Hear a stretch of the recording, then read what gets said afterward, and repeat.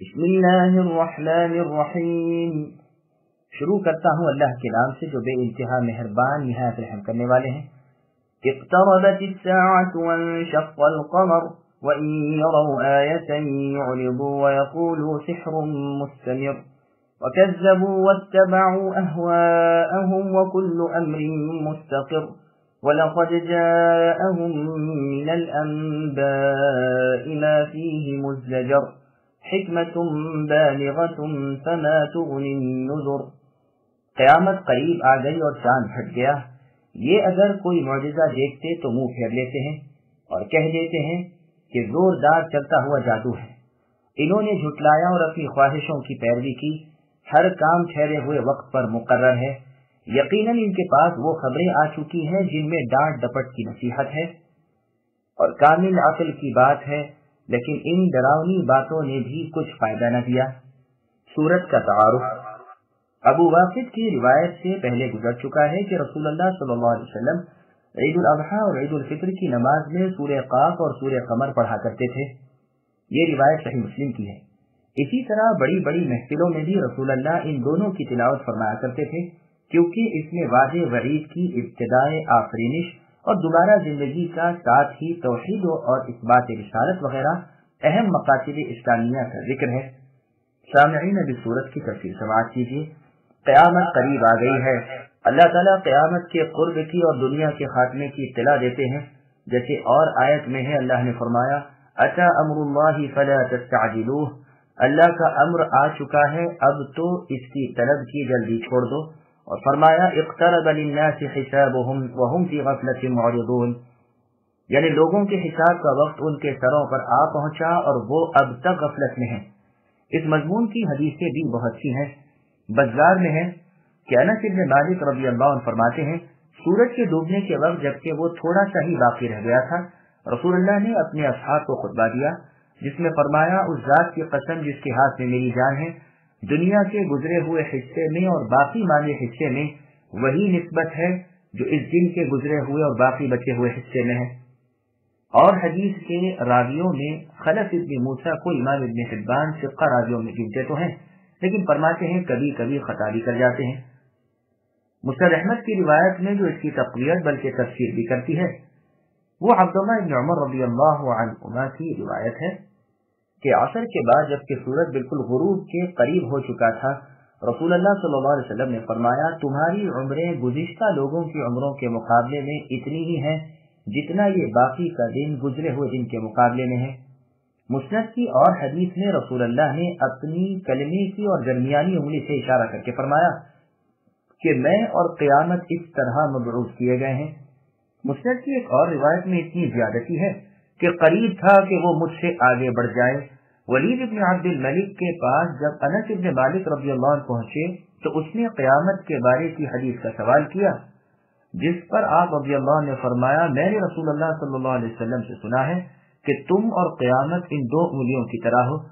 اس کی شہادت اس حدیث سے ہو سکتی ہے جس میں رسول اللہ کے مبارک ناموں میں سے ایک نام حاشر آیا ہے، اور حاشر وہ ہے جس کے قدموں پر لوگوں کا حشر ہو۔ یہ روایت صحیح بخاری بھی صحیح مسلم کی ہے۔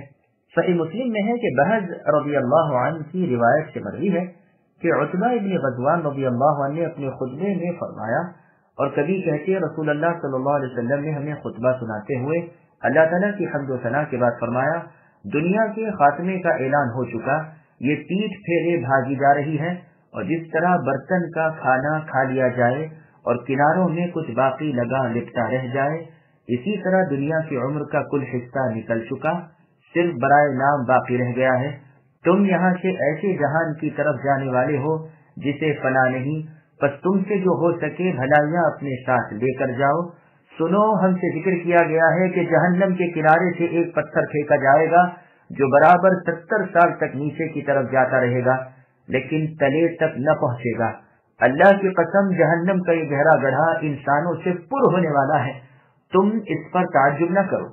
ہم نے یہ ذکر بھی سنا ہے کہ جنت کی چوکھٹ کی دو لکڑیوں کے درمیان 40 سال کا راستہ ہے، اور وہ بھی ایک دن اس قدر پر ہوگی کہ بھیڑ بھاڑ نظر آئے گی۔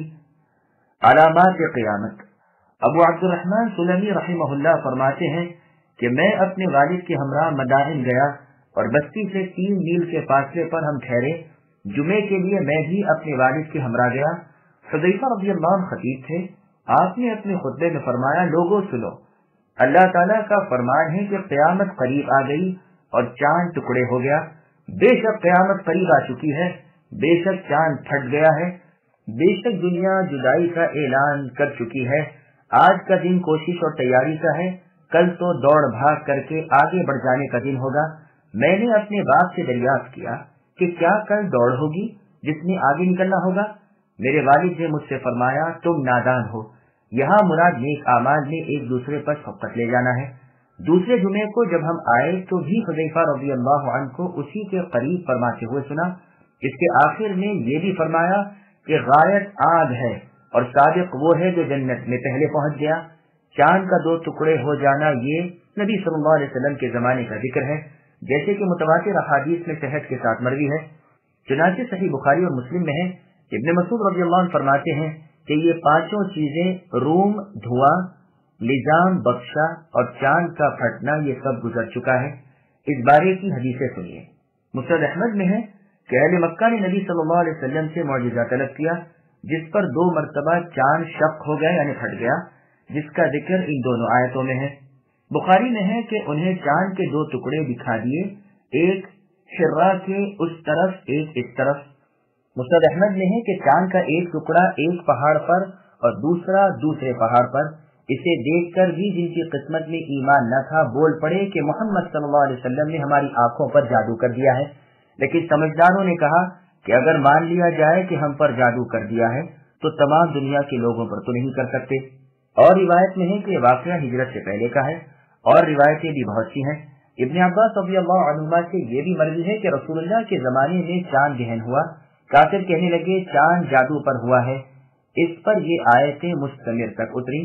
ابن عمر رضی اللہ عنہما فرماتے ہیں جب چاند پھٹا اس کے 2 ٹکڑے ہوئے، ایک پہاڑ کے پیچھے اور ایک آگے. اس وقت رسول اللہ نے فرمایا، اے اللہ آپ گواہ رہیے. مسلم اور ترمذی وغیرہ میں بھی یہ حدیث موجود ہے. ابن مسعود رضی اللہ عنہ فرماتے ہیں سب لوگوں نے اسے بخوبی دیکھا اور رسول اللہ نے فرمایا، دیکھو، یاد رکھنا اور گواہ رہنا. آپ فرماتے ہیں اس وقت رسول اللہ اور ہم سب مینا میں تھے، اور روایت میں ہے کہ مکہ میں تھے. کفار کے مجمع نے یہ طے کیا تھا کہ اگر باہر کے لوگ آ کر یہی کہیں تو رسول اللہ کی سچائی میں کوئی شک نہیں. اب جو باہر سے آیا، جب کبھی آیا، جس طرف سے آیا، ہر ایک نے اس کی شہادت دی کہ ہم نے اپنی آنکھوں سے دیکھا ہے کہ چاند کے 2 ٹکڑے ہو گئے. اسی کا بیان اس آیت میں ہے. طبری کی روایت میں ہے کہ رسول اللہ نے خاصتاً صدیق رضی اللہ عنہ سے فرمایا کہ اے ابو بکر تم گواہ رہنا، اور مشرکین نے اس زبردست معجزے کو بھی جادو کہہ کر ٹال دیا. اسی کا ذکر اس آیت میں ہے کہ یہ کفار و مشرکین جب دلیل، حجت اور برہان دیکھتے ہیں آسانی سے انکار کر دیتے ہیں کہ یہ تو چلتا ہوا جادو ہے، اور مانتے نہیں، بلکہ حق کو جھٹلا کر احکام نبوی کے خلاف اپنی خواہشات نفسانی کے پیچھے پڑے رہتے ہیں. اپنی جہالت اور کم عقلی سے باز نہیں آتے. ہر امر مستقر ہے، یعنی خیر خیر والوں کے ساتھ اور شر شر والوں کے ساتھ. اور یہ بھی مانے ہیں کہ قیامت کے دن ہر امر واقع ہونے والا ہے. اگلے لوگوں کے وہ واقعات جو دل کو ہلا دینے والے اور اپنے اندر کامل عبرت رکھنے والے ہیں ان کے پاس آ چکے ہیں. ان کی تکلیف کے سلسلے میں ان پر جو بلائیں اتری اور ان کے جو قصے ان تک پہنچے وہ سراسر عبرت و نصیحت کے خزانے ہیں اور واعظ و ہدایت سے پر ہیں. اللہ تعالیٰ جسے ہدایت کرے اور جسے گمراہ کرے اس میں بھی اللہ کی حکمت بالغہ موجود ہے. ان پر شقاوت لکھی جا چکی ہے، جن کے دلوں پر مہر لگ چکی ہے انہیں کوئی ہدایت پر نہیں لا سکتا. جیسے اللہ نے فرمایا قل فللہ الحجۃ البالغہ الآیہ، اے نبی کہہ دیجیے کہ اللہ تعالیٰ کی دلیلیں ہر طرح کامل ہیں، اگر وہ چاہتے تو تم سب کو ہدایت پر لا کھڑا کرتے. اور جگہ اللہ کا فرمان ہے فما تغنی الآیات والنذر عن قوم لا یؤمنون، بے ایمانوں کو کسی معجزے نے اور کسی ڈر نے اور ڈر سنانے والے نے کوئی نفع نہ پہنچایا. فتول عنهم يوم يدعو الداعي إلى شيء نكر خش عن أبصارهم يخرجون من الأجداث كأنهم جراد منتشر مهطعين إلى الداع يقول الكافرون هذا يوم عسر كذبت قبلهم قوم نوح فكذبوا عبدنا وقالوا مجنون وازدجر فدعا ربه أني مغلوب فانتصر ففتحنا أبواب السماء بماء منهمر وفجرنا الأرض عيونا فالتقى الماء على أمر قد قدر وحملناه على ذات ألواح ودسر تجري بأعيننا جزاء لمن كان كفر ولقد تركناها آية فهل من مدكر فكيف كان عذابي ونذر وَلَقَدْ يَسَّرْنَا الْقُرْآنَ لِلذِّكْرِ فَهَلْ مِن مُدَّكِرٍ۔ بس اے نبی صلی اللہ علیہ وسلم، آپ ان کفار و مشرکین سے اعراض کر لیجئے جس دن ایک پکارنے والا ناگوار چیز کی طرف پکارے گا، یہ لوگ جھکی آنکھوں قبروں سے اس طرح نکل کھڑے ہوں گے کہ گویا وہ پھیلا ہوا ٹڈی دل ہے۔ پکارنے والے کی طرف دوڑتے ہوں گے اور کافر کہیں گے یہ دن تو بہت سخت ہے۔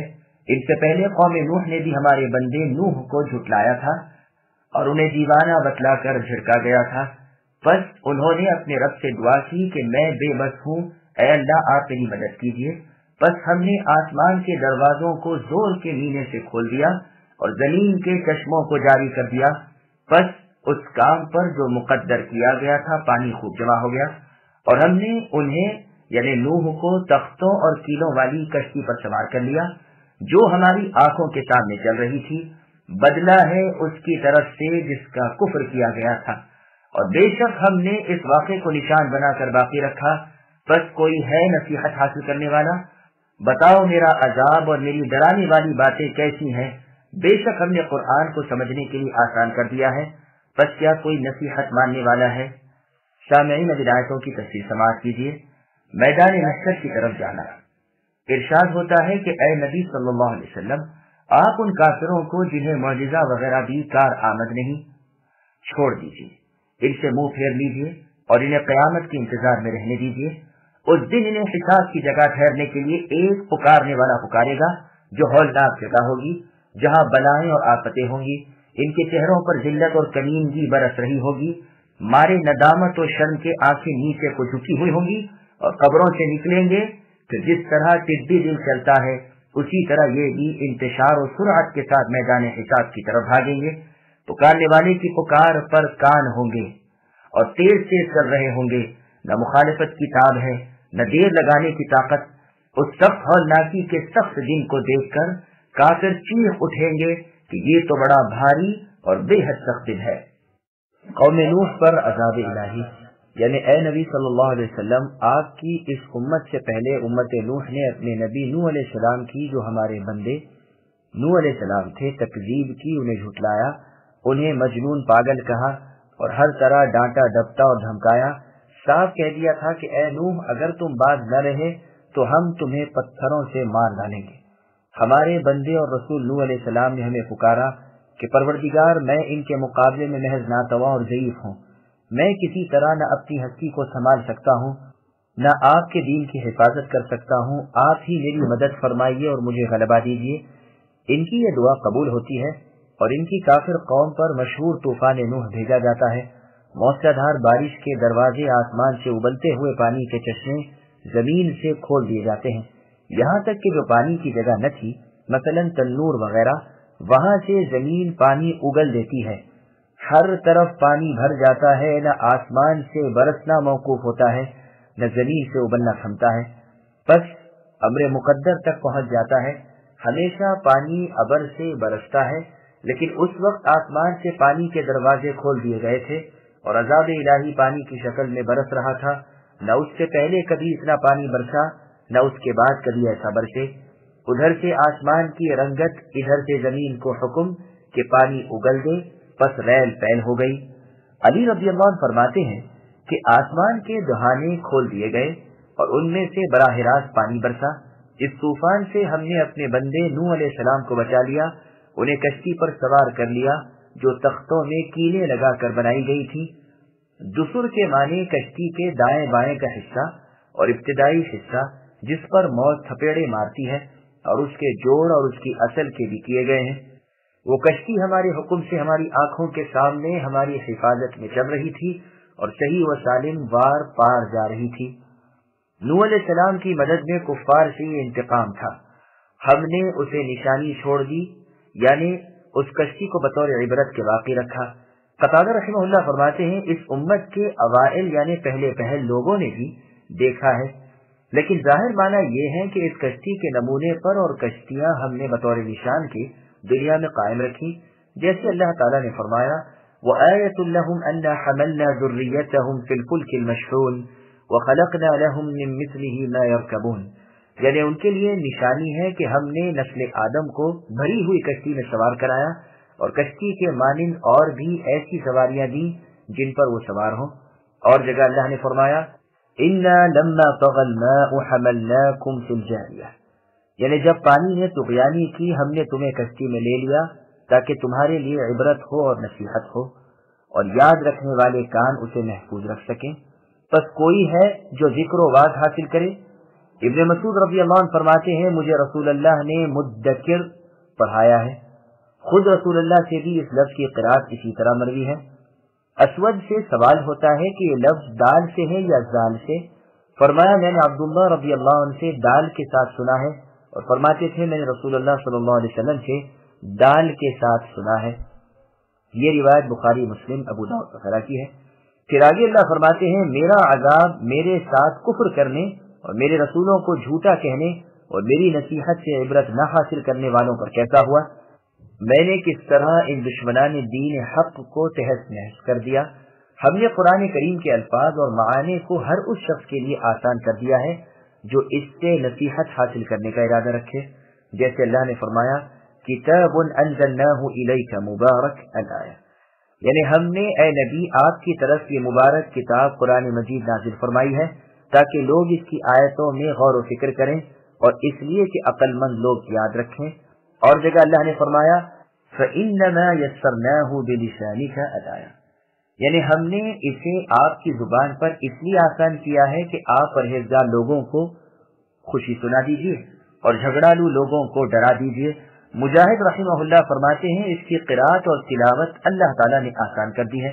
ابن عباس رضی اللہ عنہ فرماتے ہیں اگر اللہ تعالیٰ اس میں آسانی نہ رکھ دیتے تو مخلوق کی طاقت نہ تھی کہ اللہ عز و جل کے کلام کو پڑھ سکے۔ میں یعنی ابن کثیر کہتا ہوں انہی آسانیوں میں سے ایک آسانی وہ ہے جو پہلے گزر چکی کہ یہ قرآن 7 قراتوں پر نازل کیا گیا ہے، جیسا کہ بخاری اور مسلم میں ہے۔ اس حدیث کے تمام طرق و الفاظ ہم نے پہلے جمع کر دیے ہیں، اب دوبارہ یہاں وارد کرنے کی ضرورت نہیں، بس اس قرآن کو بہت ہی آسان کر دیا ہے۔ کوئی طالب علم جو اس ربانی علم کو حاصل کرے جو بالکل آسان ہے۔ كذبت عاد فكيف كان عذابي ونذر إنا أرسلنا عليهم ريحا صرصرا في يوم نحس مستمر تنزع الناس كأنهم أعجاز نخل منقعر فكيف كان عذابي ونذر ولقد يسرنا القرآن للذكر فهل من مدكر كذبت ثمود بالنذر فقالوا أبشرا منا واحدا نتبعه إنا إذا لفي ضلال وسعر ألقي الذكر عليه من بيننا بل هو كذاب أشر سيعلمون غدا من الكذاب الأشر إنا مرسل الناقة فتنة لهم فارتقبهم واصطبر ونبئهم أن الماء قسمة بينهم كل شرب محتضر فنادوا صاحبهم فتعاطى فعقر فكيف كان عذابي ونذر إنا أرسلنا عليهم صيحة واحدة فكانوا كهشيم المحتضر وَلَقَدْ يَسَّرْنَا الْقُرْآنَ لِلذِّكْرِ فَهَلْ مِن مُدَّكِرٍ۔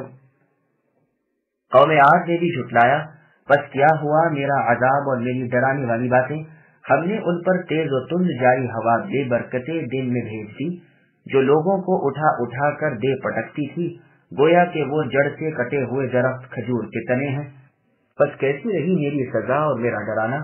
یقیناً ہم نے قرآن کو نصیحت کے لیے آسان کر دیا ہے، پس کیا ہے کوئی سوچنے والا۔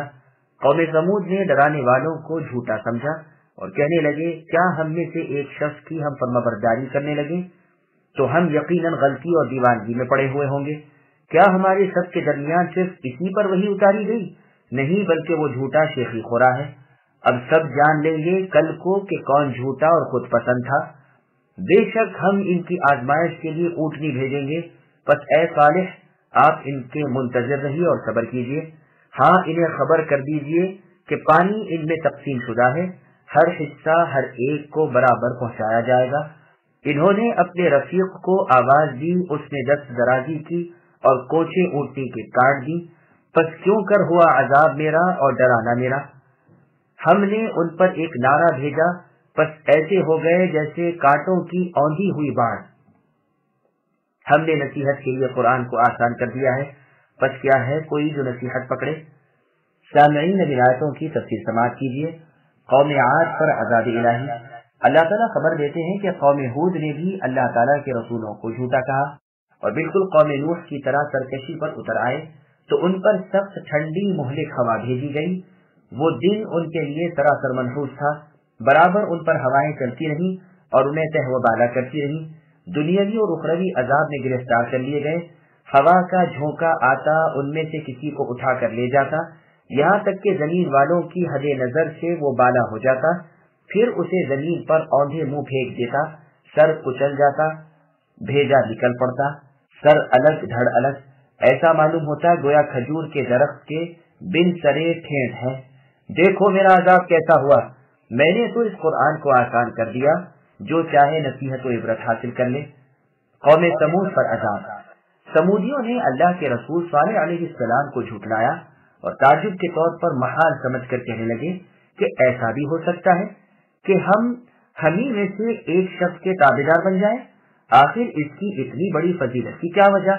پھر اس سے آگے بڑھے اور کہنے لگے ہم نہیں مان سکتے کہ ہم سب میں صرف اسی ایک پر اللہ کی باتیں ڈالی جائیں۔ پھر اس سے بھی قدم بڑھایا اور اللہ کے نبی صالح علیہ السلام کو کھلے لفظوں میں جھوٹا اور پرلے سرے کا جھوٹا کہا۔ بطور ڈانٹ کے اللہ تعالیٰ فرماتے ہیں اب تو جو چاہو کہہ لو، لیکن کل کھل جائے گا کہ دراصل جھوٹا اور جھوٹ میں حد سے بڑھ جانے والا کون تھا۔ ان کی آزمائش کے لیے فتنہ بنا کر ہم ایک اونٹنی بھیجنے والے ہیں۔ چنانچہ ان لوگوں کی طلب کے موافق پتھر کی ایک سخت چٹان میں سے ایک چکلے چوڑے اعضاء والی گابھن اونٹنی نکلی، اور اللہ تعالیٰ نے اپنے نبی صالح علیہ السلام سے فرمایا کہ آپ اب دیکھتے رہیے کہ ان کا انجام کیا ہوتا ہے اور ان کی ببتا پر صبر کیجیے۔ دنیا اور آخرت سے انجام کار غلبہ آپ ہی کا رہے گا۔ اب ان سے کہہ دیجیے کہ پانی پر ایک دن تو ان کا ہے اور ایک دن اس اونٹنی کا، جیسے اور آیت میں ہے اللہ نے فرمایا لہا شرب ولکم شرب یوم معلوم۔ ہر باری موجود کی گئی ہے، یعنی جب اونٹنی نہ ہو تو پانی موجود ہے، اور جب اونٹنی ہو تو اس کا دودھ حاضر ہے۔ ان کافروں اور مشرکوں نے مل جل کر اپنے رفیق قیدار ابن سالف کو آواز دی، اور یہ بڑا ہی بدبخت تھا، جیسے اور آیت میں ہے اذ انبعث اشقاها۔ ان لوگوں کا بدبخت آدمی اٹھا، اس نے آ کر اس اونٹنی کو پکڑا اور زخمی کیا، پھر تو ان کے کفر و تکذیب کا میں نے بھی پورا بدلہ لیا، اور جس طرح کھیتی کے کٹے ہوئے سوکھے پتے اڑ اڑ کر کافور ہو جاتے ہیں، انہیں بھی ہم نے بے نام و نشان کر دیا۔ خشک چارہ جس طرح جنگل میں اڑتا پھرتا ہے، اسی طرح انہیں بھی برباد کر دیا۔ یا یہ مطلب ہے کہ عرب میں دستور تھا کہ اونٹوں کو خشک کانٹوں دار باڑے میں رکھا کرتے تھے، جب اس باڑ کو رون دیا جائے اس وقت اس کی جیسی حالت ہو جاتی ہے، وہی حالت ان کی ہو گئی کہ ایک بھی نہ بچا نہ بچ سکا۔ جیسے مٹی دیوار سے جھڑ جاتی ہے، اسی طرح ان کے بھی پر پرزے اکھڑ گئے۔ یہ سب اقوال مفسرین کے اس جملہ کی تفسیریں ہیں، لیکن اول قول اقوی ہے، واللہ اعلم۔ كذبت قوم لوط بالنذر إنا أرسلنا عليهم حاصبا إلا آل لوط نجيناهم بسحر نعمة من عندنا كذلك نجزي من شكر ولقد أنذرهم بطشتنا فتماروا بالنذر ولقد راودوه عن ضيفه فطمسنا أعينهم فذوقوا عذابي ونذر ولقد صبحهم بكرة عذاب مستقر فذوقوا عذابي ونذر ولقد يسرنا القرآن للذكر فهل من مدكر۔ قوم لوط نے بھی ڈرانے والوں کی تکذیب کی، بے شک ہم نے ان پر پتھر برسانے والی ہوا بھیجی، سوائے لوط کے گھر والوں کے انہیں ہم نے سحر کے وقت اپنے احسان سے نجات دے دی۔ ہر شکر گزار کو ہم اسی طرح نجات دیتے ہیں۔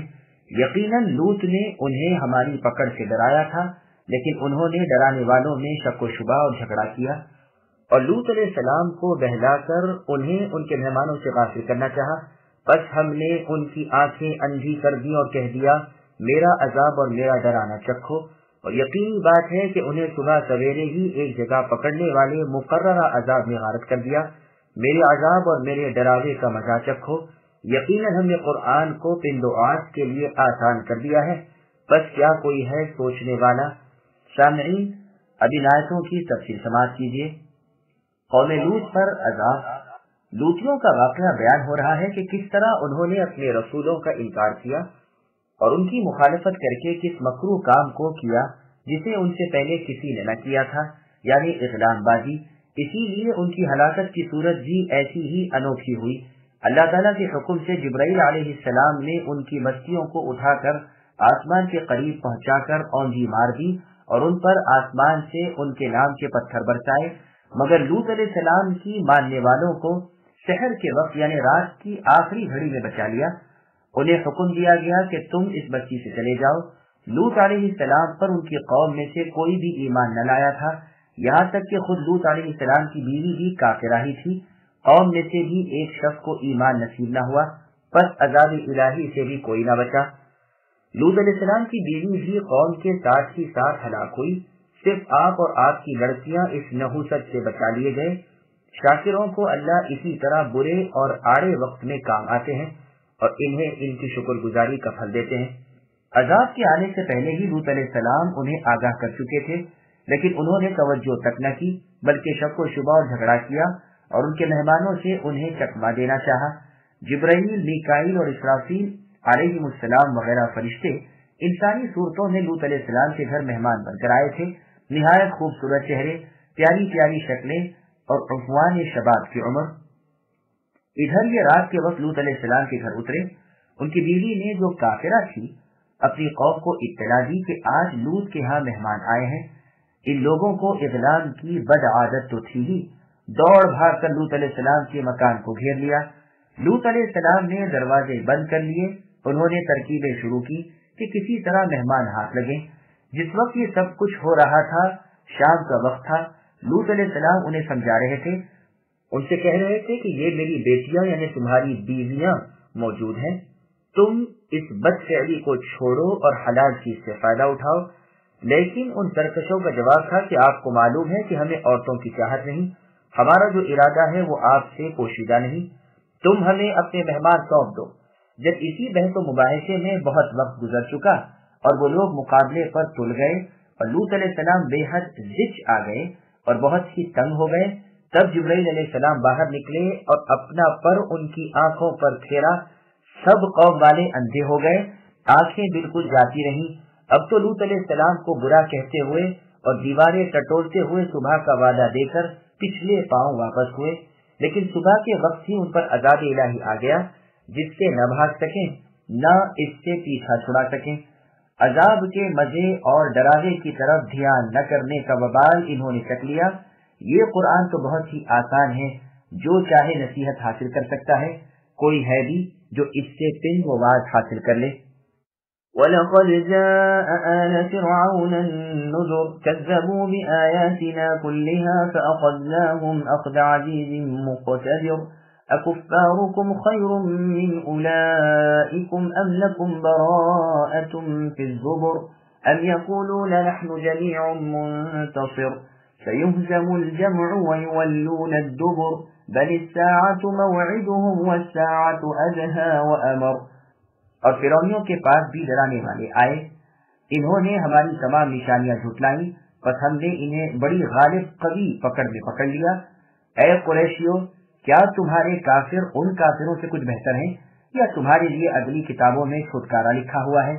یا یہ کہتے ہیں کہ ہم بدلہ لینے والی جماعت ہیں؟ عنقریب یہ جماعت شکست دی جائے گی اور پیٹ دے کر بھاگے گی، بلکہ قیامت کی گھڑی ان کے وعدے کا وقت ہے، اور قیامت بڑی آفت اور سخت کڑوی چیز ہے۔ سامعین ولایتوں کی تفصیل سماعت کیجیے۔ قوم فرعون پر عذاب۔ فرعون اور اس کی قوم کا قصہ بیان ہو رہا ہے کہ ان کے پاس اللہ کے رسول موسیٰ اور ہارون علیہم السلام بشارت اور ڈراوے لے کر آتے ہیں۔ بڑے بڑے معجزے اور زبردست نشانیاں اللہ کی طرف سے انہیں دی جاتی ہیں جو ان کی نبوت کی حقانیت پر پوری دلیل ہوتی ہیں، لیکن یہ فرعونی ان سب کو جھٹلاتے ہیں، جس کی شامت میں ان پر عذاب الہی نازل ہوتے ہیں اور بالکل ہی بھس اڑا دیا جاتا ہے۔ پھر اللہ تعالیٰ فرماتے ہیں، اے مشرکین قریش، اب بتلاؤ تم ان سے کچھ بہتر ہو؟ جب وہ تم سے بڑی جماعت والے، زیادہ قوت والے ہو کر ہمارے عذابوں سے نہ بچ سکے تو بھلا تم کیا چیز ہو؟ کیا تم یہ سمجھتے ہو کہ تمہارے لیے الہامی کتابوں میں کوئی چھٹکارا لکھا ہوا ہے کہ ان کے کفر پر انہیں تو عذاب کیا جائے لیکن تم کفر کیے جاؤ اور تمہیں کوئی سزا نہ دی جائے؟ پھر آگے اللہ فرماتے ہیں، کیا ان کا یہ خیال ہے کہ ہم ایک جماعت کی جماعت ہیں، آپس میں ایک دوسرے کی مدد کرتے رہیں گے اور ہمیں کوئی برائی ہماری کثرت اور جماعت کی وجہ سے نہیں پہنچے گی؟ اگر یہ خیال ہو تو انہیں یقین کر لینا چاہیے کہ ان کی یہ ایک جہتی توڑ دی جائے گی، ان کی جماعت کا چورا کر دیا جائے گا، انہیں ہزیمت دی جائے گی اور یہ تیر دکھا کر بھاگتے پھریں گے، کافر شکست کھائیں گے۔ صحیح بخاری میں ہے کہ بدر والے دن اپنے ڈیرے میں رسول اللہ صلی اللہ علیہ وسلم اپنی دعا میں فرما رہے تھے، اے اللہ، میں آپ سے آپ کا عہد و پیمان یاد دلاتا ہوں۔ اے اللہ، اگر آپ کی چاہت یہی ہے کہ آج کے دن کے بعد سے آپ کی عبادت وحدانیت کے ساتھ زمین پر کی ہی نہ جائے، بس اتنا ہی کہا تھا کہ ابو بکر رضی اللہ عنہ نے رسول اللہ کا ہاتھ پکڑ لیا اور کہا، اللہ کے رسول بس کیجیے، آپ نے بہت التجا کر لی۔ اب آپ اپنے خیمے سے باہر آئے اور زبان پر یہ دونوں آیتیں سیہزم الجمع جاری تھیں۔ عمر رضی اللہ عنہ فرماتے ہیں، اس آیت کے اترنے کے وقت میں سوچ رہا تھا کہ اس سے مراد کون سی جماعت ہوگی۔ جب بدر والے دن میں نے رسول اللہ کو دیکھا کہ زرہ پہنے ہوئے اپنے کیمپ سے باہر تشریف لائے اور یہ آیت پڑھ رہے تھے، اس دن میری سمجھ میں اس کی تفسیر آ گئی۔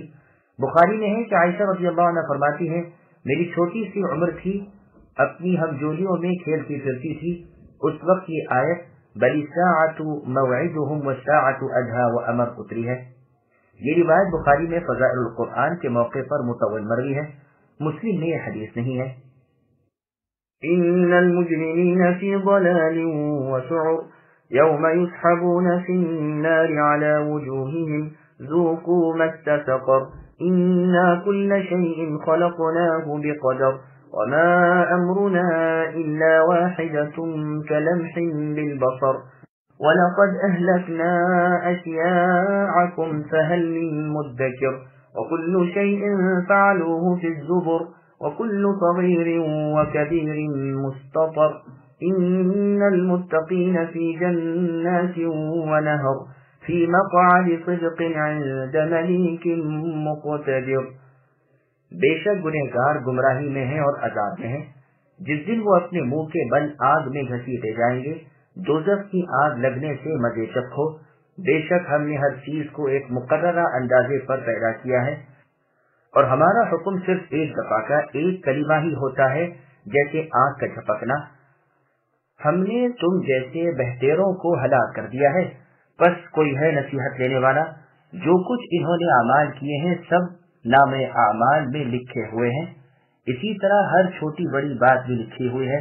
یقیناً ہمارا ڈر رکھنے والے جنتوں اور نہروں میں ہیں، قدرت والے بادشاہ کے پاس راستی اور عزت کی بیٹھک میں۔ سامعین، اب ان آیتوں کی تفصیل سماعت کیجیے۔ اللہ نے تقدیر بنائی، بدکار لوگ گمراہ ہو چکے ہیں، راہ حق سے بھٹک چکے ہیں اور شکوک و اضطراب کے خیالات میں ہیں۔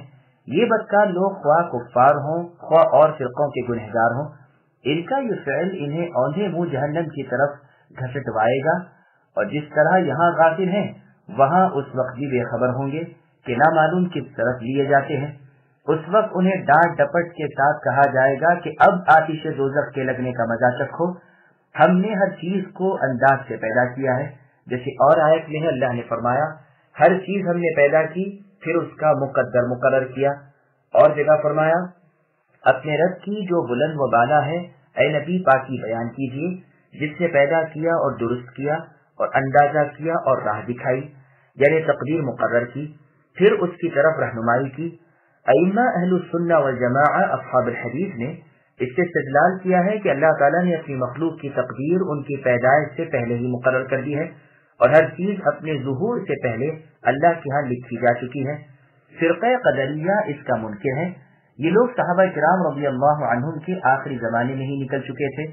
اہل السنہ والجماعہ اہل الحدیث ان کے مسلک کے خلاف اس قسم کی آیتوں کو پیش کرتے ہیں اور اس مضمون کی احادیث کو بھی۔ اس مسئلے کی مفصل بحث ہم صحیح بخاری کتاب الایمان کی شرح میں لکھ چکے ہیں۔ یہاں صرف وہ حدیثیں لکھتے ہیں جو مضمون آیت کے متعلق ہیں۔ چنانچہ صحیح مسلم، سنن ترمذی وغیرہ میں ابو ہریرہ رضی اللہ عنہ فرماتے ہیں مشرکین قریش رسول صلی اللہ علیہ وسلم سے تقدیر کے بارے میں بحث کرنے لگے، اس پر یہ آیتیں اتری۔ بروایت عمرو بن شعیب عن نبیہ عن جدہ مروی ہے کہ یہ آیتیں منکرین تقدیر کی تردید میں ہی اتری ہیں۔ مسئلہ تقدیر میں بحث کرنا برا ہے اور گمراہی کا باعث ہے۔ عبداللہ بن عمر رضی اللہ عنہما کا ایک دوست شامی تھا جس سے آپ کی خط و کتابت تھی۔ عبداللہ رضی اللہ عنہ نے کہیں سن پایا کہ وہ تقدیر کے بارے میں کچھ موشرافیاں کرتا ہے۔ آپ نے جھٹ سے اسے خط لکھا کہ میں نے سنا ہے تو تقدیر کے مسئلے میں کچھ کلام کرتا ہے، اگر یہ سچ ہے تو بس مجھ سے خط و کتابت کی امید نہ رکھنا، آج سے بند سمجھنا۔ میں نے رسول اللہ صلی اللہ علیہ وسلم سے سنا ہے کہ میری امت میں تقدیر کو جھٹلانے والے لوگ ہوں گے۔ سنن ترمذی وغیرہ میں ہے رسول اللہ نے فرمایا اس امت میں مسخ ہوگا، یعنی لوگوں کی صورتیں بدل دی جائیں گی۔ یاد رکھو یہ ان میں ہوگا جو تقدیر کو جھٹلائیں اور زندیقیت یعنی بے دینی کریں۔ صحیح مسلم میں ہے رسول اللہ صلی اللہ علیہ وسلم نے فرمایا ہر چیز اللہ کے مقرر کردہ اندازے سے ہے، یہاں تک کہ نادانی اور عقل مندی بھی۔ صحیح مسلم کی ایک اور روایت میں ہے رسول اللہ نے فرمایا اللہ سے مدد طلب کرو اور عاجز اور بیوقوف نہ بنو، پھر اگر کوئی نقصان پہنچ جائے تو کہہ دو کہ یہ اللہ تعالیٰ کا مقرر کیا ہوا تھا اور جو اللہ نے چاہا کیا، پھر یوں نہ کہو کہ اگر یوں کرتا تو یوں ہوتا، اس لیے کہ اس طرح اگر کہنے سے شیطانی عمل کا دروازہ کھل جاتا ہے۔ سنن ترمذی میں رسول اللہ صلی اللہ علیہ وسلم نے ابن عباس رضی اللہ عنہما سے فرمایا کہ جان رکھو اگر تمام امت جمع ہو کر تمہیں وہ نفع پہنچانا چاہے جو اللہ نے تمہاری قسمت میں نہیں لکھا تو نہیں پہنچ سکتی، اور اگر سب اتفاق کر کے تمہیں کوئی نقصان پہنچانا چاہے اور تمہاری تقدیر میں وہ نہ ہو تو نہیں پہنچ سکتے۔ قلمیں خشک ہو چکی اور دفتر لپیٹ کر تہہ کر دیے گئے۔ ولید بن عبادہ رحمہ اللہ نے اپنے والد عبادہ بن صامت رضی اللہ عنہ کی بیماری میں جبکہ ان کی حالت بالکل غیر تھی عرض کیا کہ ابا ہمیں کچھ وصیت کر جائیے۔ عبادہ رضی اللہ عنہ نے فرمایا اچھا مجھے بٹھا دو۔ جب لوگوں نے آپ کو بٹھا دیا تو آپ نے فرمایا اے میرے پیارے بچے، ایمان کا لطف تجھے حاصل نہیں ہو سکتا اور اللہ تعالیٰ کے متعلق جو علم تجھے ہے اس کی تہ تک تو نہیں پہنچ سکتا جب تک کہ تیرا ایمان تقدیر کی بھلائی برائی پر نہ ہو۔ میں نے پوچھا ابا میں کیسے معلوم کر سکتا ہوں کہ میرا ایمان تقدیر کے خیر و شر پر ہے؟ فرمایا اس طرح کہ تجھے یقین ہو کہ جو تجھے نہیں ملا وہ ملنے والا تھا ہی نہیں اور جو تجھے پہنچا وہ ٹلنے والا ہی نہ تھا۔ میرے بچے سن، میں نے رسول اللہ محمد مصطفیٰ صلی اللہ علیہ وسلم سے سنا ہے کہ اللہ تعالیٰ نے سب سے پہلے قلم کو پیدا کیا اور اسے فرمایا لکھ، پس وہ اسی وقت چل پڑا اور قیامت تک جو ہونے والا تھا سب لکھ ڈالا۔ اے بیٹے اگر تو انتقال کے وقت تک اس عقیدے پر نہ رہے تو جہنم میں داخل ہوگا۔ ترمذی میں یہ حدیث ہے اور امام ترمذی فرماتے ہیں حسن صحیح ہے۔ صحیح مسلم میں ہے اللہ تعالیٰ نے زمین و آسمان کی پیدائش سے 50,000 برس پہلے مخلوقات کی تقدیر لکھی جبکہ اللہ کا عرش پانی پر تھا۔ امام ترمذی رحمہ اللہ اسے حسن صحیح کہتے ہیں۔ پھر پروردگار عالم اپنی چاہت اور احکام کے بے روک ٹوک جاری اور پورا ہونے کو بیان فرماتے ہیں کہ جس طرح جو کچھ میں نے مقدر کیا ہے وہی ہوتا ہے، ٹھیک اسی طرح جس کام کا میں ارادہ کروں صرف ایک دفعہ کہہ دینا کافی ہوتا ہے، دوبارہ تاکیداً حکم دینے کی ضرورت نہیں ہوتی۔ ایک آنکھ جھپکنے کے برابر میں وہ کام میری حسب چاہت ہوتا ہے۔ عرب شاعر نے کیا ہی اچھا کہا ہے، اذا ما اراد اللہ امرا فانما یقول له کن قولة فیکون، یعنی اللہ تعالیٰ کی شان تو یہ ہے کہ جب کبھی جس کسی کام کا ارادہ کرتے ہیں صرف فرما دیتے ہیں کہ ہو جا، وہ اسی وقت ہو جاتا ہے۔ ہم نے تم جیسوں کو تم سے پہلے ان کی سرکشی کے باعث فنا کے گھاٹ اتار دیا ہے، پھر تم کیوں عبرت حاصل نہیں کرتے؟ ان کے عذاب اور ان کی رسوائی کے واقعات میں کیا تمہارے لیے نصیحت و تذکیر نہیں؟ جیسے اور آیت میں اللہ نے فرمایا وَحِيلَ بَيْنَهُمْ وَبَيْنَ مَا يَشْتَهُونَ كَمَا فُعِلَ بِأَشْيَاعِهِمْ مِنْ قَبْلِ، یعنی ان کے اور ان کی چاہت کے درمیان پردہ ڈال دیا گیا، جیسے کہ ان جیسے ان سے اگلوں کے ساتھ کیا گیا تھا۔ جو کچھ انہوں نے کیا وہ ان کے نام اعمال میں مکتوب ہے، جو اللہ کے امین فرشتوں کے ہاتھ میں محفوظ ہے۔ ان کا ہر چھوٹا بڑا عمل جمع شدہ اور لکھا ہوا ہے، ایک بھی تو ایسا نہیں رہا جو لکھنے سے رہ گیا ہو۔ چنانچہ سنن ابن ماجہ میں ہے، رسول اللہ فرماتے ہیں صغیرہ گناہ کو بھی ہلکا نہ سمجھو، اللہ کی طرف سے اس کا بھی مطالبہ ہونے والا ہے، کسی گناہ کو چھوٹا نہ سمجھو۔ سلیمان بن مغیرہ رحمہ اللہ فرماتے ہیں ایک مرتبہ مجھ سے ایک گناہ سرزد ہو گیا جسے میں نے حقیر سمجھا۔ رات کو خواب میں دیکھتا ہوں کہ ایک آنے والا آیا ہے اور مجھ سے کہہ رہا ہے اے سلیمان لا تحقرن من الذنوب صغيرا ان الصغير غدا يعود كبيرا ان الصغير ولو تقادم عهده عند الاله مسطر تسطيرا فرجز هواك عن البطالة لا تكن صعب القياد وشمرا تشميرا ان المحب اذا احب الهه طار الفؤاد والهم التفكيرا فاسأل ہدایتک الالہ بنیت فکفا بربک ہادیا ونصیرا، یعنی صغیرہ گناہوں کو بھی حقیر اور ناچیز نہ سمجھ، یہ صغیرہ کل کبیرہ گناہ ہو جائیں گے۔ گو گناہ چھوٹے چھوٹے ہوں اور انہیں کیے ہوئے بھی عرصہ گزر چکا ہو، اللہ کے پاس وہ ساتھ ساتھ لکھے ہوئے موجود ہیں۔ بدی سے اپنے نفس کو روکے رکھ اور ایسا نہ ہو جا کہ مشکل سے نیکی کی طرف آئے، بلکہ اونچا دامن کر کے بھلائی کی طرف لپک۔ جب کوئی شخص دل سے اللہ سے محبت کرتا ہے تو اس کا دل اڑنے لگتا ہے اور اسے اللہ کی جانب سے غور و فکر کی عادت الہام کی جاتی ہے۔ اپنے رب سے ہدایت طلب کر اور نرمی اور ملائمت کر، ہدایت اور نصرت کرنے والے رب تجھے کافی ہوں گے۔ پھر ارشاد ہوتا ہے کہ ان بدکاروں کے خلاف نیک کار لوگوں کی حالت ہوگی، وہ تو ضلالت و تکلیف میں تھے اور اوندھے منہ جہنم کی طرف گھسیٹے گئے اور سر ڈانٹ ڈپٹ ہوئی، لیکن یہ نیک کار جنتوں میں ہوں گے، بہتے ہوئے خوشگوار صاف شفاف چشموں کے مالک ہوں گے، اور عزت و کرامت، رضوان و فضیلت، جود و احسان، فضل و امتنان، نعمت و رحمت، آسائش و راحت کے مکان میں خوش خوش رہیں گے۔ باری تعالیٰ مالک و قادر کا قرب انہیں نصیب ہوگا جو تمام چیزوں کے خالق ہیں، سب کے اندازے مقرر کرنے والے ہیں، ہر چیز پر قدرت رکھتے ہیں۔ اللہ تعالیٰ ان پرہیزگار اللہ سے ڈرنے والے لوگوں کی ایک ایک خواہش پوری کریں گے، ایک ایک چاہت عطا فرمائیں گے۔ مسند احمد میں ہے، رسول مقبول صلی اللہ علیہ وسلم فرماتے ہیں عدل و انصاف کرنے والے نیک کردار لوگ اللہ کے پاس نور کے ممبروں پر رحمان کی دائیں جانب ہوں گے، اللہ کے دونوں ہاتھ داہنے ہی ہیں۔ یہ عادل لوگ وہ ہیں جو اپنے احکام میں، اپنے اہل و عیال میں اور جو چیز ان کے قبضے میں ہو اس میں الہامی فرمان کا خلاف نہیں کرتے، بلکہ عدل و انصاف سے ہی کام لیتے ہیں۔ یہ حدیث صحیح مسلم اور سنن نسائی میں بھی ہے۔